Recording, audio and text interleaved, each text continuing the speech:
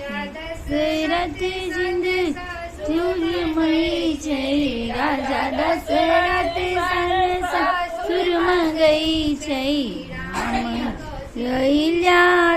आसे सीजा बल जन में रमई कौशल्या सास गिरिजा पूजन में मांगे अयोध्या राज गिरिजा पूजन में रामचंद्र सन स्वामी मंगई चली रामचंद्र सन स्वामी मंगई चतिल मनसियार गिरिराम जन में मांगे मंदिर गिरिजा पूजन में मांगे अयोध्या राम गिरिजा पूजन में मांगे अयोध्या राज गिरिजा पूजन में और कुश सन पुत्र मंगई चतिला कुश सन पुत्र मंगई चति जय हनुमान गिरिजा पूजन में गिर हनुमान गिरिजा पूजन में सिया मांगई अयोध्या राज गिरिजा पूजन में के हनि बलि के न हे सीता प्यारी के हन ताप के न हे क्यों जयति पूजी बर मांगी ले लो गौरी पूजी बर ले लो ले लो हे गीता प्यारी के हन ताप के न हे सी प्यारी के हन ताप के न हुए पूजी बर मांग ले न गौरी पूजी बर मांग ले न लक्ष्मण सन दियार को ना कपा भी ले न हुए सीता प्यारी कते के न हुए सीता प्यारी कन ताप के न सीता प्यारी गौरी पूजी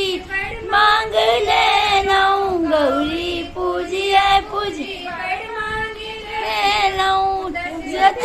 सासुर के ना कमाएंगी ले नऊ हे सीता प्यारी कहन ताप के नऊ हे सीता प्यारी कहन ताप के नऊ हे पूजी मांगी ले नऊ गौरी पूजी वर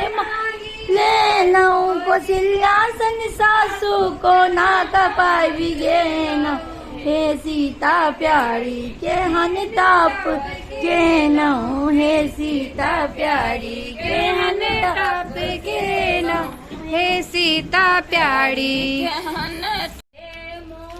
हाड़ राम